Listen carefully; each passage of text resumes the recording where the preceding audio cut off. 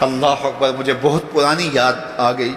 میں ایک بزرگوں کے پاس گیا اور ان سے میں نے عرض کی حضور سکون قلب کے لیے دعا کیجئے، تو وہ فرمانے لگے کہ یہ تو تڑپتا ہی رہے تو اچھا ہے، اس کی تڑپ ہی زندگی ہے، اس کا تڑپنا اور بیتاب رہنا ہی زندگی ہے۔ آتش کا شعر ہے اور کتنا کمال اس نے لکھا۔ وہ مزہ دیا تڑپ نے میری آرزو ہے یا رب، وہ مزہ دیا تڑپ نے میری آرزو ہے یا رب، میرے دونوں پہلوؤں میں دل بے قرار ہوتا۔ وہ کہتا ہے ایک پہلو میں دل ہے اور وہ تڑپتا ہے یاد محبوب میں، تو اتنا سرور آتا ہے کہ راتیں بیت جاتی ہیں۔ وہ کہتا ہے جب میرے ایک پہلو میں دل ہے تو سرور زندگی نصیب ہو گیا ہے، اگر میرے دوسرے پہلو میں بھی دل ہوتا تو پھر کیا کیفیت ہوتی۔ اور یہ دل جو ہے پل پل بدلتا رہتا ہے، گاہے خنداں گاہے گریاں، کبھی اداس ہوتا ہے، کبھی سرشار ہو جاتا ہے، کبھی غمگین ہو جاتا ہے، کبھی مسرتوں سے لبریز ہو جاتا ہے، کبھی یاس اور قنوط کی کیفیت میں چلا جاتا ہے، کبھی امید کی بہاریں آتی ہیں۔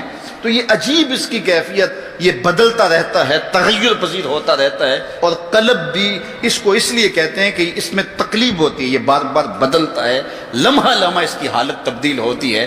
تو یہ رب نے ایک عجیب کائنات بنائی ہے، عجیب رنگ بنایا ہے، اور یہ دل حضرت انسان کو دے کر کے اس نے اپنی محبتوں کا مرکز بنایا ہے۔ رب نہیں چاہتا کہ اس میں کوئی اور بھی بسے، وہ کہتا ہے یہ ڈیرا تو میں نے اپنے لیے بنایا ہے، اور بدبخت تو نے کسی اور کو بسا لیا یہاں، تو نے خواہشات نفس کو یہاں بٹھا لیا، تو نے شیطان کو جگہ دے دی۔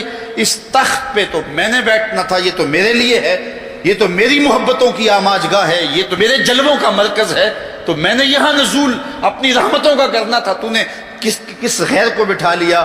یار حجلہ عروسی کے اندر اگر کوئی غیر ہو تو پھر غیرت مند محبوب تو وہاں نہیں آتا۔ غیرت مند محبوب تو تب آئے گا کہ اسے نکالو میں پھر آؤں گا۔ کہا خواہشات کو نکالو، حرص و ہوا کو نکالو، آرزوؤں اور تمناؤں کو نکالو، دل کو پاکیزہ مصفہ ستھرا منور اور مطہر کر لو، اور پھر آواز دو میرے مالک ہر تمنا دل سے رخصت ہو گئی، اب تو آجا اب تو خلوت ہو گئی۔ پھر دیکھنا اس کے جلوے دل پہ کیسے برستے ہیں اور کیسے انوار اترتے ہیں۔